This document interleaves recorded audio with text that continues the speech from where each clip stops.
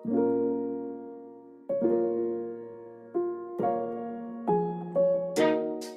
so this will be the third lecture out of chapter 8. So this will be the last lecture on chapter 8. So in this lecture, we look at some of the trends in the periodic table and look at those in the context of electron configurations, which is how they can easily be explained. So we'll look at 4 different trends: atomic radii, so the size of atoms; ionic radii, so the size of ions compared to their neutral atoms; ionization energy; and electron affinity. So we'll look at them in that order. Okay, so we want to understand the size of atoms compared to each other. So in general, as we go across the periodic table, what happens to size? So as we go across a period, or as we go up or down a group, what happens to atomic size? Okay, so this is just a graph that shows the different sizes of the different atoms. So again, we want to look in terms of periods and in terms of groups. What happens to these different features of an atom: their size, their ionization energy, and their electron affinity. So if we want to look at a group, for example, so going down group 1, so hydrogen is here. It's about 53 picometers, 53 picometers. So hydrogen to lithium to sodium, potassium, rubidium, cesium, right? That would be going down group 1. And as you can see, the size obviously gets bigger. So from 53 picometers hydrogen to almost 3 times the size lithium. And then it gradually gets bigger as you go down group 1. Or you can see the same thing here if you look at the group 8, the noble gases. As you go down group 8, size gets bigger. Okay, so as you go down the periodic table, atomic size then gets bigger. And so we'll want to explain that in a minute. So but how about then as you go down, up or down a group? So if we wanted to look at the trend in size up or down a group, then lithium to neon, right? That would be going down, that would be going across period 2. Or sodium,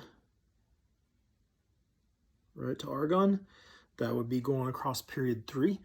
Right, so sodium to argons across period 3, lithium to neons across period 2. So you can see your hydrogen to helium as you go across period 1, then size gets smaller. So as you go across a period, the atomic size goes down. As you go down a group, atomic size goes up.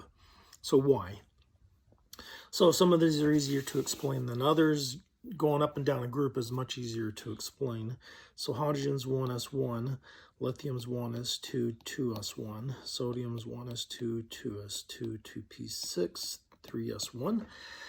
So as you can see, every time you go down a period, so moving down the group, you add an entire shell. So from hydrogen to lithium, we added the second shell. From lithium to sodium, we added the third shell. Or you can see this going down group 7. So fluorine's first and second shell. If you go down to the chlorine, then you've added the third shell. So every time you go down a period, you add a whole new shell of electrons, so the atom's going to get bigger. Okay, so how about going across the periodic table? So you can see from lithium to neon, it gets smaller. From sodium to argon, it gets smaller. So why does it get smaller as you go across the periodic table? So in this case, you're not adding shells, but you are adding protons to the nucleus, so you're increasing the nuclear charge. And of course, the protons are in the nucleus, they're positive, so they're going to be attracted to electrons. So the more positives in the nucleus, the more the electrons are going to be attracted to the nucleus, and you're going to see the atom contract in size. So one thing that you have to do is I just give you a couple of elements, for example. So if we took sulfur and selenium, So sulfur is here, selenium's here. So if you know the trend in periodic table, as you go down the periodic table, atomic size gets bigger. So selenium would be larger. Or if we're comparing calcium and rubidium, so calcium is here, rubidium is there. So as you go across the periodic table, size goes down.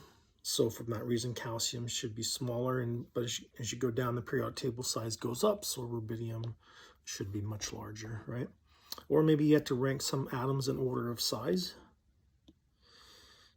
So if we took boron, silicon, and carbon, which is the largest?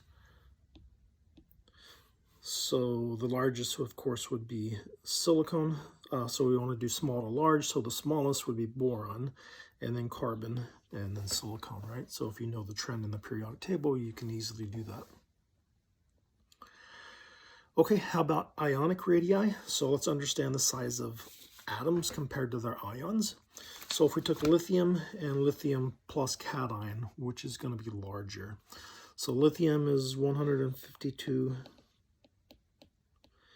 picometer in radius.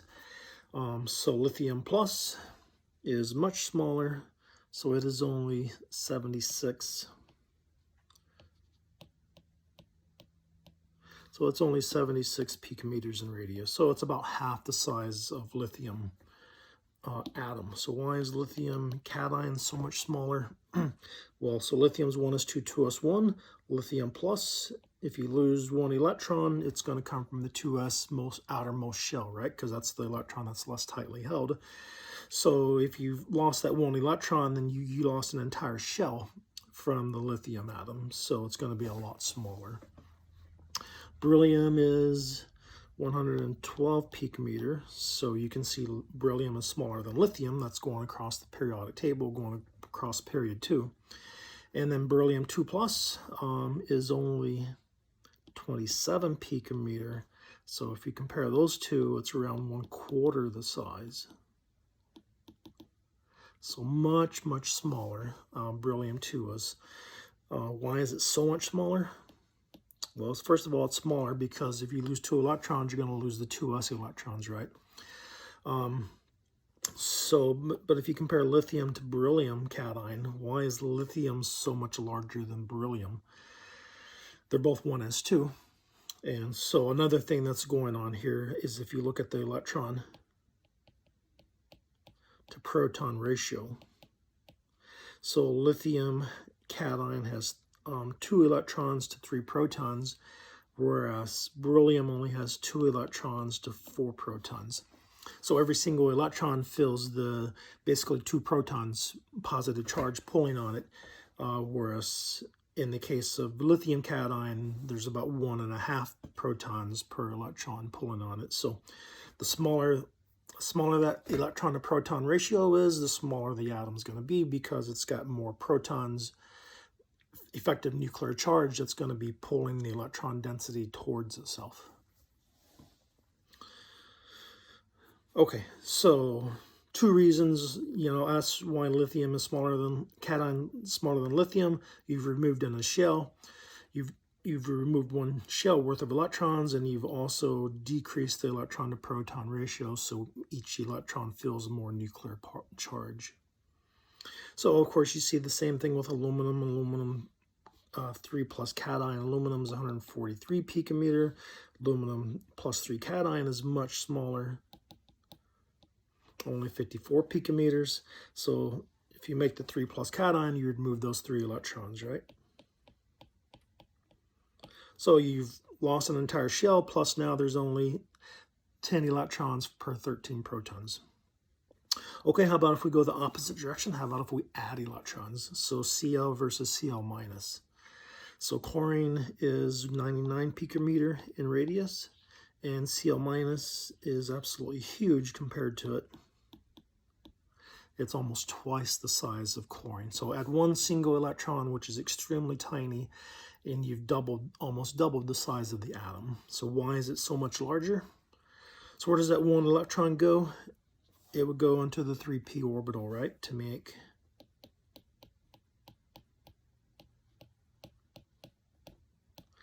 to make 3p6. So you haven't added a shell. but it's significantly larger. Why so much larger? One, because you've increased the electron-electron repulsion. Negative charges don't want to be close to each other, so they're going to spread out, right? And you've increased the electron-to-proton ratio, so each electron feels less nuclear charge, and so each electron is going to be less tightly held, since there's fewer protons hanging on to more electrons now, right? Because this would have 18 electrons and only 17 protons for the Cl minus. Okay, so basically as you decrease the electron to proton ratio, atomic size is going to go down, and as you increase the electron to proton ratio, atomic size or ion size is going to go up. Okay, so which is larger, Fe2 plus or Fe3 plus? So this is iron's electron configuration. So if you remember, so iron's a transition metal. So if you remove 2 electrons from iron, which are you going to remove? For transition metals, you remove the outer s electrons first, right? So iron 2 plus then would be 3p6, 3d6, and then iron 3 plus, if you remove a third electron away, then now you have to remove it from the d. So then it would become 3d5. So which is larger? Well, iron is atomic number 26, has 26 protons. So iron 2 has 24 electrons per 26 protons. So they have the same number of shells between the two, but iron 3 only has 23 electrons per 26 protons. So which one is going to be smaller? Iron 3 is going to be smaller, right? Because it's got a smaller electron to proton ratio, so each electron feels more nuclear charge. Pulling on it going to make it contract to be a smaller atom or smaller ion. Okay, so along those lines, let's take these 4 ions and rank them in order of size. So which is smallest? So let's go from smallest to biggest.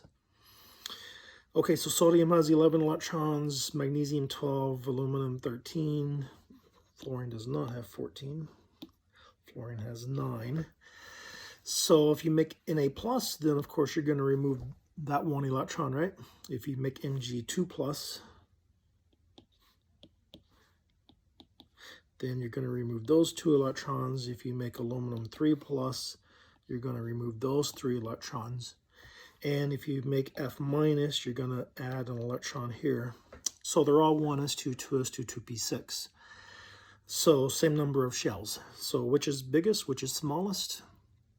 Well, the smallest will be, so let's say small equals number 1 and large equals number 4. So the smallest would be Al3+, right? Why? Because it's got 10 electrons per 13 protons. And then second largest or the second smallest, it would be Mg2+, because it's got 10 electrons being held by 12 protons. And then sodium, because it's got 10 electrons being held by 11 protons. And then fluorine would be the largest because it has 10 electrons being held by only 9 protons. And again, the smaller that ratio is, the smaller the atom is going to be. Okay, so yeah, it doesn't matter that fluorine is in only period 2 and the others are in period 3, because we're not talking about the neutral atoms, we're talking about the ions, and they all have the same electron configuration. So they all have the same number of shells. Okay, so ionization energy. So this is the energy required to remove an electron from an atom. So in equation form, you would see it wrote like this. So hydrogen goes to make H+, plus an electron. So you can think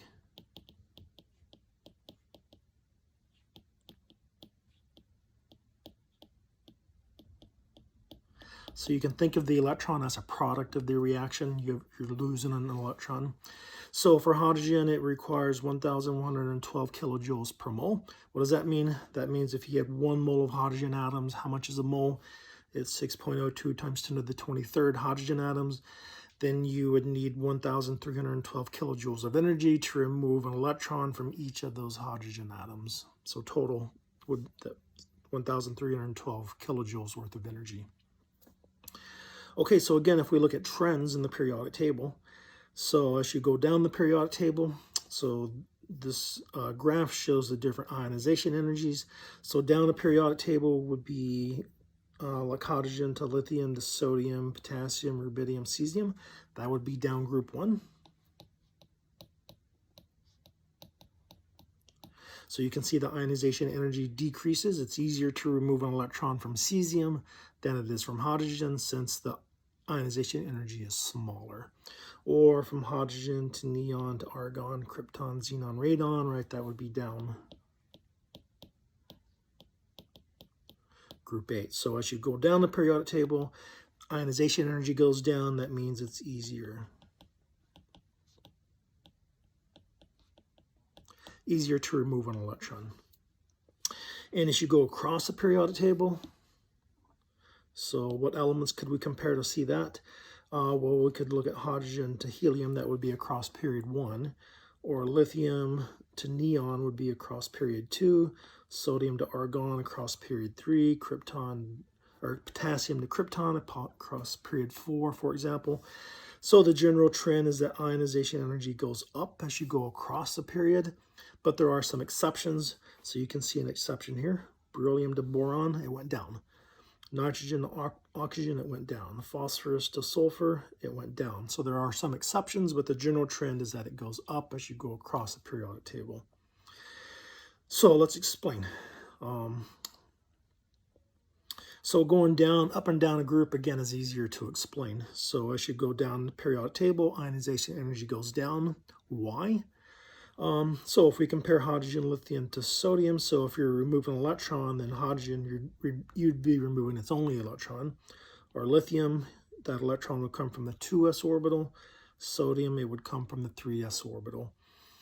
Or hydrogen to neon, it would come from the 1s or one of the electrons in the 2p.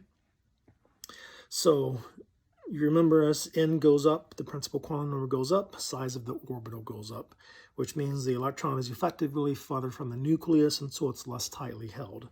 So it's easier to remove an electron from the 3rd shell than it is from the 2nd shell. It's easier to remove an electron from the 2nd shell than it is from the 1st shell, so forth. Okay, so going across the periodic table, ionization energy generally goes up with some exceptions. Why? So it's the same argument that we use for atomic size, right? As you go across the periodic table, another shell is not added, but the number of protons in the nucleus is increasing, so there's more effective nuclear charge since the nucleus contains the positively charged protons. So there'll be greater attraction to the electrons, and each electron is going to be more tightly held, which is going to make it harder to remove. Okay. So let's explain some of the exceptions. So why is it easier to remove an electron from boron than from beryllium? So beryllium's 1s2, 2s2. So what's the electron you remove would come from the 2s orbital, right? Either of those 2 electrons. Boron's 1s2, 2s2, 2p1. So if you remove an electron from boron, it's going to come from 2p. So you're comparing removing an electron from 2p than from 2s. So both in the 2nd shell, but electrons in p orbitals on average are further from the nucleus than those in s orbitals, which are spherical about the nucleus. So it's easier to remove an electron from a p orbital than it is from an s orbital. So when you make the jump from s to p, it becomes easier to remove that electron. And how about from nitrogen to oxygen? So this is nitrogen's 1s2, 2s2, 2p3.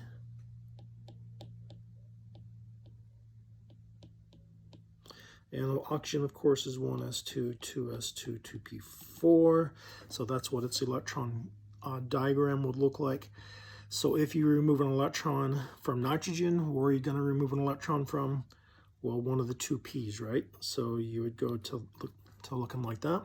And if you remove an electron from oxygen, of those 2, 4, 6, 7, 8 electrons, which one do you think is going to be the one lost? So it's going to be one of the 2p electrons. Which of the 2p electrons? That one, right? Why that one? Because then you end up with a half-filled p subshell with maximum parallel spins. And if you remember, that's very stable, right? So remove an electron from nitrogen where it already has a half-filled p shell with maximum parallel spins is going to be harder to do than from oxygen, because then you end up with a situation where you have a half-filled p subshell with maximum parallel spins. So it becomes a little bit easier to remove an electron from oxygen than nitrogen. So that's how you can explain some of these anomalies in the trend as you move across the periodic table. Either in creating a situation like this where you have a more stable electron configuration, or a situation like this where you remove an electron from a p versus an s, for example. Okay, so you can remove more than one electron from an atom. So this is an example for beryllium. So beryllium's 1s2, 2s2. If you remove one electron from it, it requires about 900 kilojoules of energy to remove one electron. So then you would have Be plus, right, which is 1s2, 2s1. If you remove a second electron from it, then you're going to remove the second electron from the 2s orbital, right? And if you notice the ionization energy, it requires about twice as much energy to remove the second electron as it does to remove the first electron. Why is it going to require more energy? Well, here you have 4 electrons being held by 4 protons. Here you have 3 electrons being held by 4 protons. So it's going to be harder to remove that electron because each electron is being more tightly held by the positively charged protons in the nucleus. Right, but now if you remove a third electron to make Be3 plus, so removing 1 electron makes Be plus, removing 2 electrons makes Be2 plus, removing the third electron would make Be3 plus. Now if you notice, there's a huge jump in the ionization energy.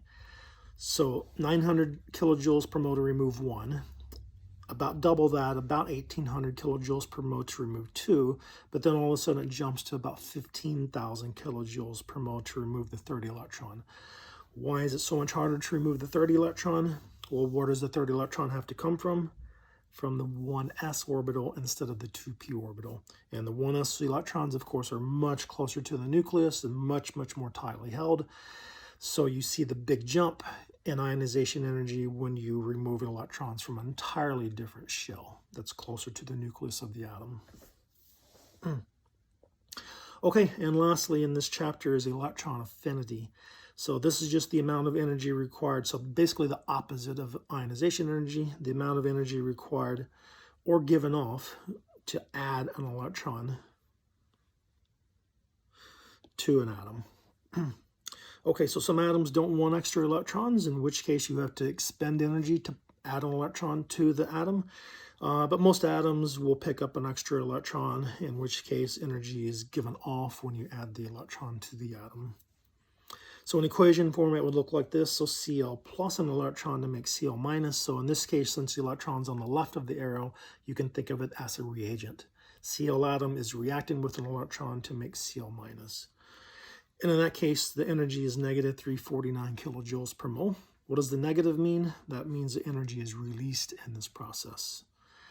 Whereas something like beryllium, if you add an electron to it to make Be minus, the energy is positive, meaning beryllium does not want that extra electron. It's perfectly content to be 1s2 and not to become 1s. That's 1s2, 2s2, right? It doesn't want to become 1s2, 2s2, 2p1. But chlorine really wants that extra electron. Okay, so let's look at some of the trends. So trends in the periodic table. So this would be going down group 7.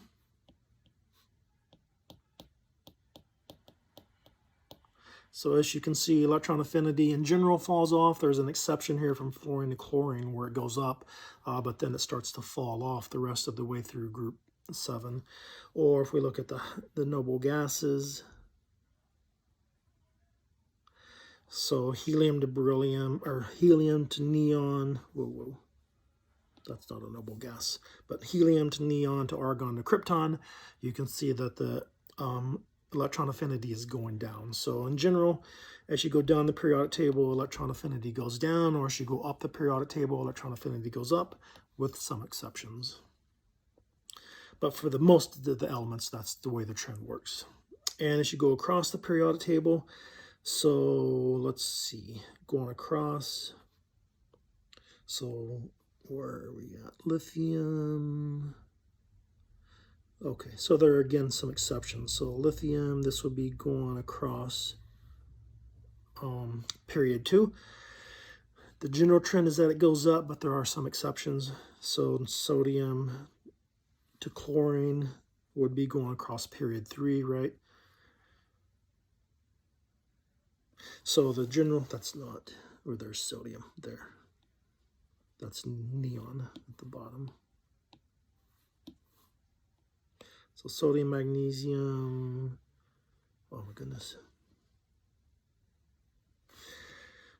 Sodium, magnesium, aluminum. That's not, sorry, this is a mess. All right, let's try this again. Lithium to neon. Lithium to neon. Where did neon go? My goodness. Got too much of a mess going on here. Okay, I can tell you the general trend, and then we'll see if we can find this on the periodic table. So as you go across the periodic table, the general trend is electron affinity goes up. So lithium, carbon, fluorine, that would be going across period 2, right? Where is sodium at? Sodium, silicon, chlorine, that would be going across period 3. So the general trend is that as you go across the periodic table, electron affinity goes up with some exceptions. Okay, so we can explain those exceptions. Well, let's explain the trend. So as you go down the periodic table, electron affinity goes down, or as you go up, electron affinity goes up. So chlorine wants an electron more than iodine does. Why so? So if you add an electron to iodine, where is it going to go?